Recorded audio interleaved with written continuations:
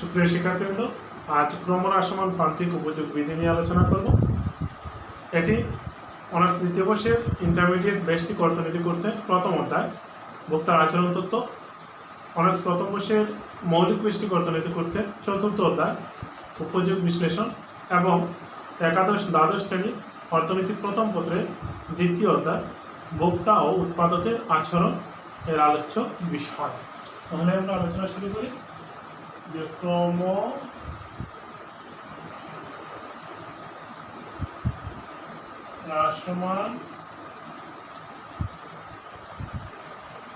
প্রান্তিক উপযোগ বিধি।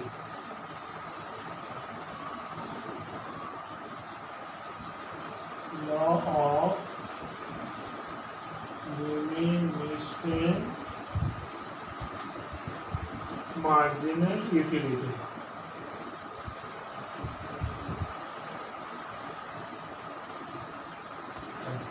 Law of diminishing marginal utility. এখানে আমরা কিছু জিনিস জেনে নিই।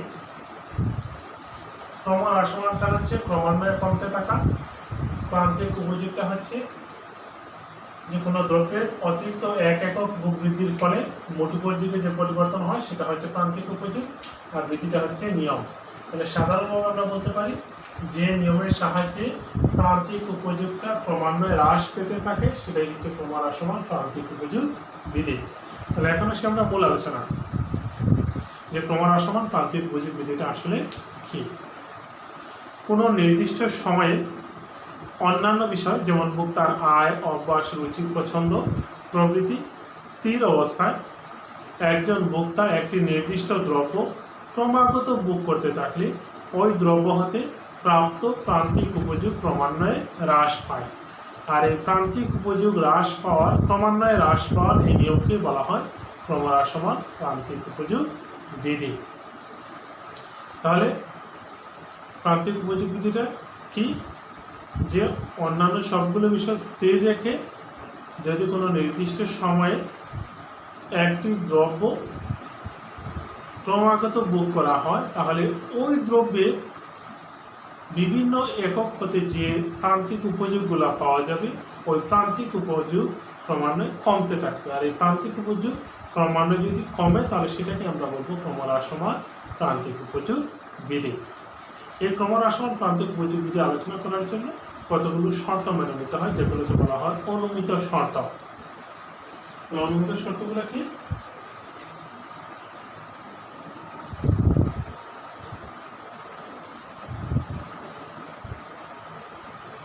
অনুমিত শর্ত,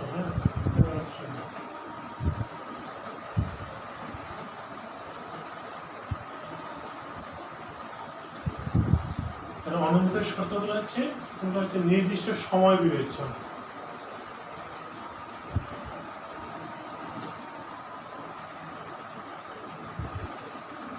নির্দিষ্ট সময় বিবেচনা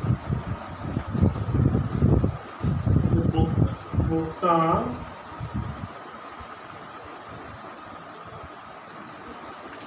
আর অভ্যাস, রুচি প্রভৃতি স্থির থাকবে।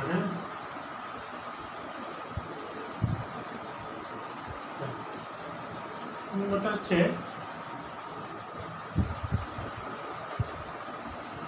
উপযোগ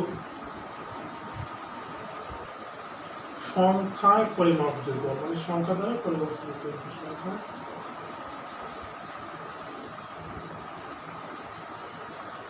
উপযোগটা কি করতে হবে? সংখ্যায় পরিমাপযোগ্য হতে হবে। ফলটা হচ্ছে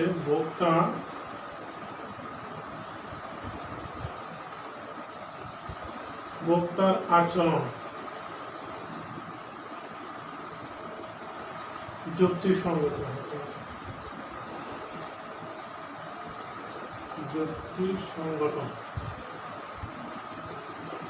ভোক্তার আচরণটা হতে হবে যৌক্তিক। আরেকটা হচ্ছে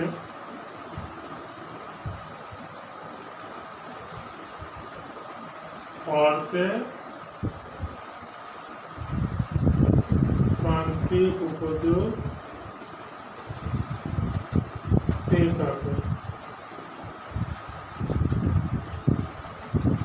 নাম্বার 6,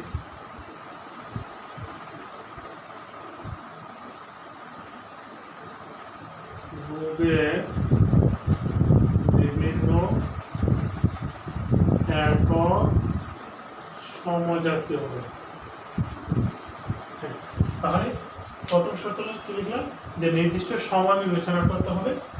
হ্যাঁ, যেটা হচ্ছে ভোক্তার আয়, অভ্যাস, রুচি এগুলো স্থির থাকতে হবে, কারণ এগুলো যে কোনো একটি পরিবর্তন হলে এই বিধি কার্যকর হবে না। উপযোগ সংখ্যা দ্বারা পরিমাপ করতে হবে। ভোক্তার আচরণ অবশ্যই যৌক্তিক হতে হবে, অযৌক্তিক আচরণের ক্ষেত্রে এই বিধিটি কার্যকর হবে না।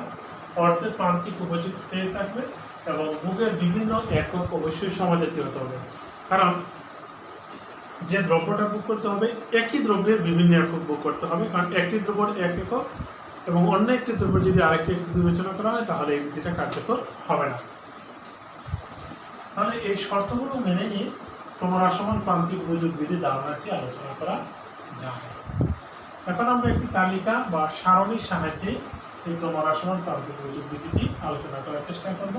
তারপর এই সারণীর ভিত্তিতে সারণী বা তালিকার ভিত্তিতে চিত্র ব্যবহার করে ক্রমহ্রাসমান প্রান্তিক উপযোগ বিধিটাও আলোচনা করব।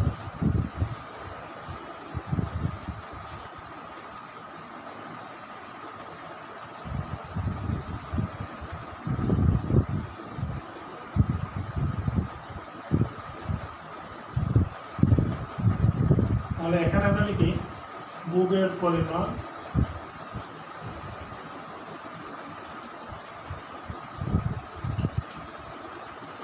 এখানে লিখে আমরা মোট উপযোগ।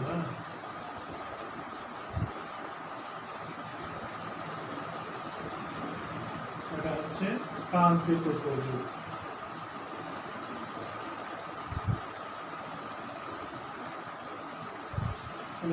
ভোগের পরিমাণ মানে যে কোনো একটা দ্রব্য ভোগ করতে হবে, আমরা ধরে নিলাম এখানে আপেল।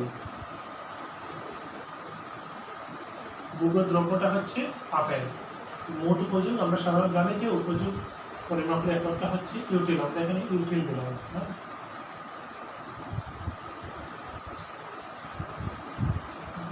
ইউটিল। তাহলে আমরা এখানে কয়েকটা আপেল, দ্রব্যটা হচ্ছে আপেল, এর কয়েকটি একক আমরা ভোগ করার চেষ্টা করবো।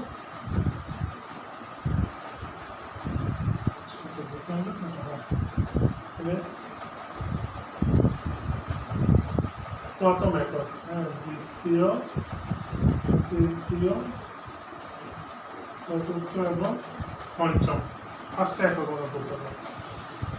ধরে নিলাম ভোক্তা আপেল, প্রথম একক আপেল যখন ভোগ করলো তখন সে তার থেকে 30 ইউটিল উপযোগ পেল। তাহলে প্রথম একক হতে ভোক্তা 30 ইউটিল উপযোগ পেল। তাহলে প্রথম এককে তার প্রান্তিক উপযোগটা হচ্ছে 30, মোট উপযোগটা হবে 30। ভোক্তা যখন প্রথম একক হতে তার ভোগ বৃদ্ধি করে দ্বিতীয় একক করলো, আপেলের ভোগ বৃদ্ধি করে দ্বিতীয় একক করলো, তখন সে তা থেকে 20 ইউটিল প্রান্তিক উপযোগ পেল। তাহলে দ্বিতীয় এককে প্রান্তিক উপযোগ হলো 20 ইউটিল, প্রথম এককে ছিল তার মোট উপযোগটা কত ছিল 30। তাহলে দ্বিতীয় এককে মোট উপযোগটা হচ্ছে 30 আর 20 হচ্ছে 50 ইউটিল। এভাবে তৃতীয় একক যখন সে ভোগ করলো এখান থেকে ধরে নিলাম সে 10 ইউটিল উপযোগ পেল, তাহলে তৃতীয় এককে মোট উপযোগ হবে 60 ইউটিল। চতুর্থ এককে তার উপযোগটা হচ্ছে 0, মানে যখন চতুর্থ একক আপেল সে ভোগ করবে, হ্যাঁ, তখন তার কোনো উপযোগ নাই, উপযোগ হয়ে গেছে 0, উপযোগ হয়ে গেছে 0। তাহলে চতুর্থ এককে তার মোট উপযোগটা হচ্ছে কত, 60 + 0 হচ্ছে 60। তাহলে যেহেতু চতুর্থ এককে তার উপযোগ হয়ে গেছে 0, সুতরাং পঞ্চম একক থেকে সে আর কোনো উপযোগ পাবে না। পঞ্চম একক থেকে সে আর কোনো উপযোগ পাবে না, অর্থাৎ উপযোগটা তখন হয়ে যাবে ঋণাত্মক। তাহলে এখানে -10 এটির উপযোগ গেল।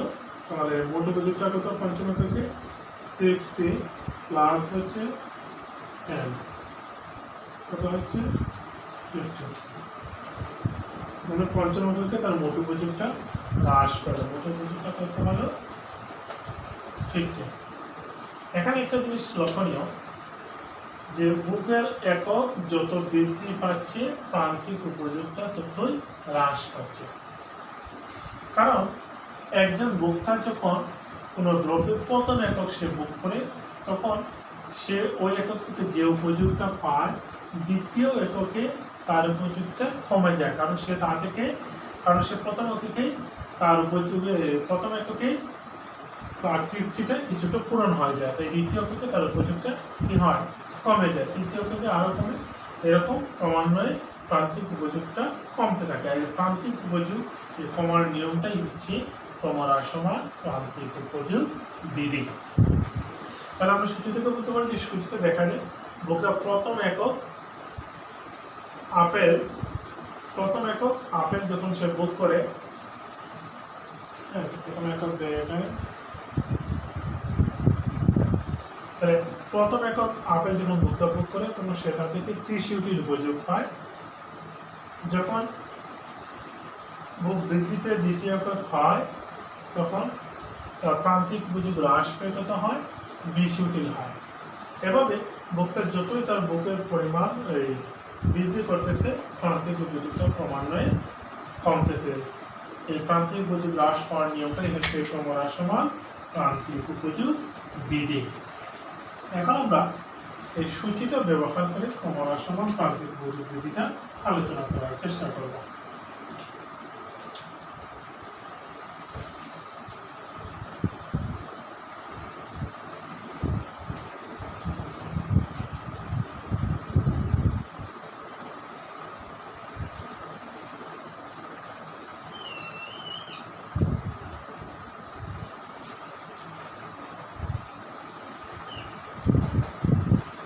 এটা হচ্ছে 0 মূলবিন্দু।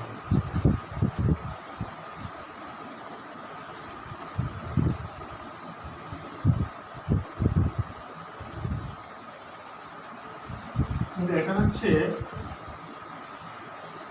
বুকের পরিমাণ, আপেলটা বুকের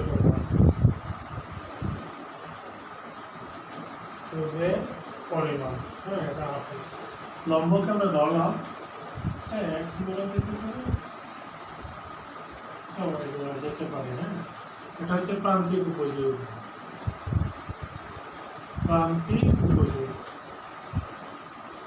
আমরা এখানে এই কলাম এবং এই কলাম, এই দুইটা কলামের মতো কাজ করব। তাহলে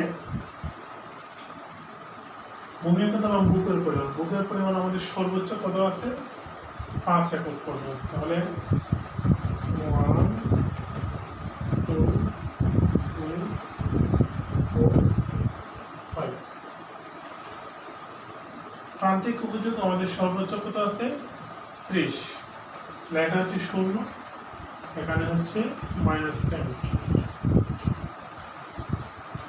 মানে -10 মানে এই সমান্তরাল থেকে এখানে হবে +10। 20 সমান্তরাল থেকে হবে 5। তাহলে দুটো থেকে 5টা একক। তাহলে আমরা এখন সূচি অনুযায়ী মান করব। প্রথম একক যখন বুক করছে তখন প্রান্তিক উপযোগটা কত, 30 ইউনিট। তাহলে প্রান্তিক উপযোগ এখানে হচ্ছে 30, প্রথম সংখ্যা এইটা।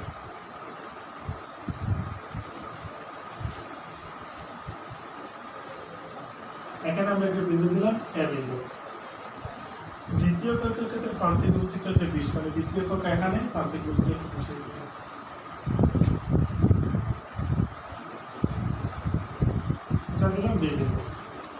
তৃতীয় এককে প্রান্তিক উপযোগ হচ্ছে 10, তৃতীয় একক প্রান্তিক উপযোগ হচ্ছে 10।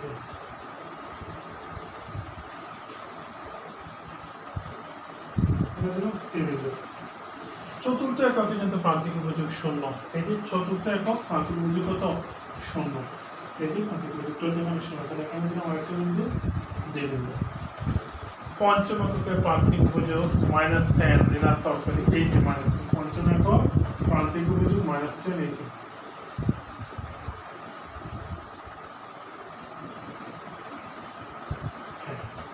এটা দিলাম এই বিন্দু। এখন আমরা এ বি সি ডি এবং ই বিন্দুতে ক্রমান্বয়ে যোগ কর।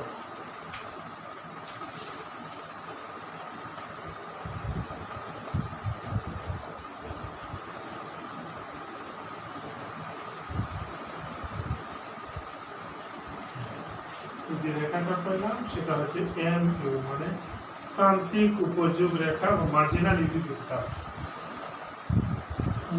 এ বি সি ডি এবং ই এই বিন্দুগুলো।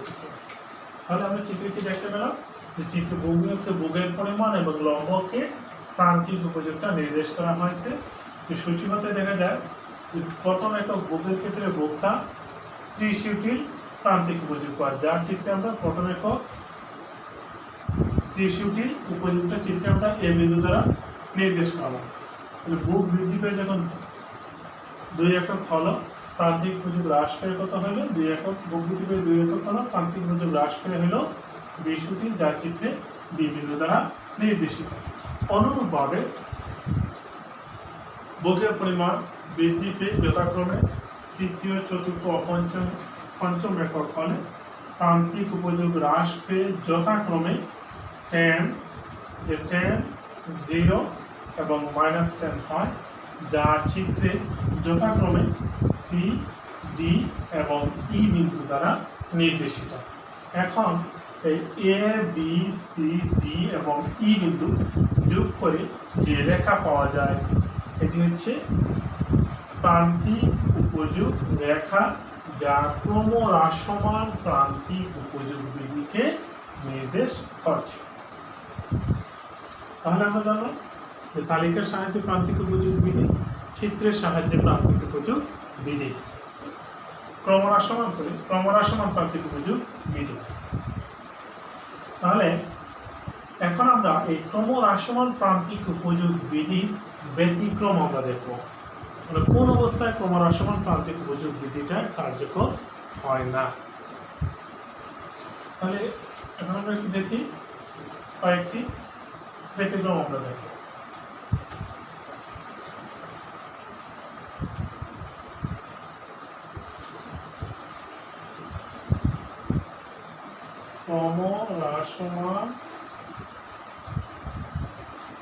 ক্রমহ্রাসমান প্রান্তিক উপযোগ বিধির ব্যতিক্রম। উপযোগ বিধি ব্যতিক্রম, হ্যাঁ।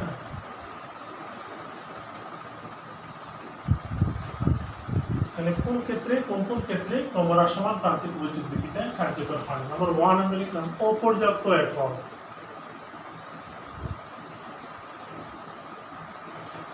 অপর্যাপ্ত একক।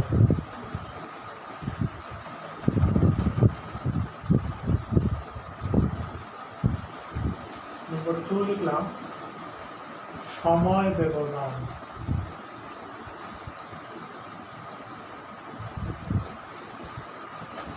নম্বর 3 হচ্ছে শখের দ্রব্য।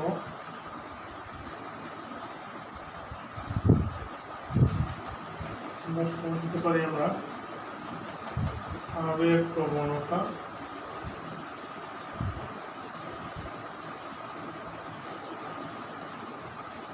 হচ্ছে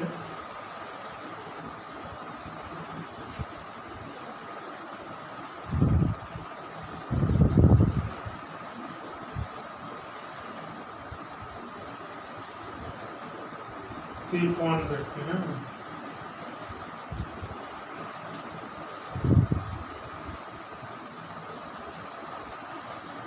আরেকটা দিলাম সামাজিক প্রতিবদ্ধ।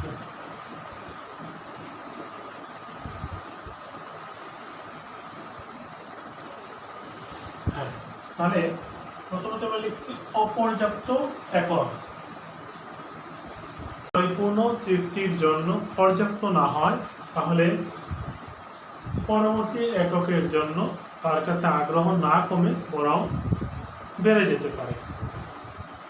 যেমন একজন তৃষ্ণার্ত ব্যক্তিকে যদি প্রথমে 1 চামচ পানি পান করতে দেওয়া হয় তাহলে দ্বিতীয় চামচ পানি পান করার জন্য তার কাছে আগ্রহ না কমে বরং বেড়ে যেতে পারে। সময় ব্যবধান। কোনো দ্রব্যের বিভিন্ন একক ভোগের মধ্যবর্তী সময়ের ব্যবধানটা যদি খুব বেশি হয় তাহলে এই বিধিটি কার্যকর নাও হতে পারে। যেমন আমরা একটা উদাহরণ দিয়েছিলাম যে আপেলে 5টা একক ভোগ করা হয়েছে, তখন একজন ব্যক্তিকে যদি একই সাথে মানে পরপর যদি 5টা আপেল দেওয়া হয় তাহলে পরবর্তী প্রথম আপেল, এরপরে দ্বিতীয়, তৃতীয়, চতুর্থ, পঞ্চম প্রত্যেকটি আপেলের জন্য অর্থাৎ প্রতিটি এককের জন্য তার উপযোগটা কমে যেতে পারে, অর্থাৎ তার আগ্রহটাও কমে যাবে। কিন্তু ওই ব্যক্তিকে যদি পরপর 3 ঘন্টা পরপর বা 6 ঘন্টা পরপর যদি 5টি আপেল খেতে দেওয়া হয় তাহলে তার কাছে আগ্রহ না কমে বরং বেড়ে যেতে পারে। এজন্য কোনো দ্রব্যের বিভিন্ন একক ভোগের মধ্যবর্তী সময় ব্যবধানটা যদি খুব বেশি হয় তাহলে এই ক্রমহ্রাসমান প্রান্তিক উপযোগ বিধিটা কার্যকর নাও হতে পারে। শখের দ্রব্যের বেলায় এই বিধিটা সাধারণত কার্যকর হয় না। শখের বসে যদি কোনো ব্যক্তি বিভিন্ন যুগে ডাক টিকিট সংগ্রহ করে থাকেন তাহলে তার এই ডাক টিকিট সংগ্রহের পরিমাণ বাড়লেও তার কাছে ডাক টিকিটের প্রান্তিক উপযোগটা হ্রাস পাবে না। আবেগ প্রবণতা, আবেগের বশবর্তী হয়ে কোনো ব্যক্তি যদি কোনো দ্রব্য ভোগ করেন বা সেবা ভোগ করে তাহলে তার কাছে উপযোগটা না কমে বরং বেড়ে যেতে পারে। যেমন কোনো একজন শিল্পীর কারো কাছে বা কোনো ব্যক্তির কাছে যদি একজন শিল্পীর একটি গান ভালো লাগে তাহলে ওই শিল্পীর পরবর্তী গান শোনার জন্য তার কাছে আগ্রহ বা তার নিকট আগ্রহটা বেড়ে যাবে, কারণ তিনি তা থেকে উপযোগটা কী করবেন, কমবে না বরং তার উপযোগটা বাড়বে। কৃপণ ব্যক্তির ক্ষেত্রে এই বিধিটি কার্যকর হয় না। সামাজিক প্রতিপত্তি, সমাজের লোক লেখানোর জন্য যদি কেউ কোনো দ্রব্য ভোগ করতে থাকেন তাহলে এই বিধিটি কার্যকর হবে না। আরেকটা হচ্ছে অনুকরণ প্রভাব।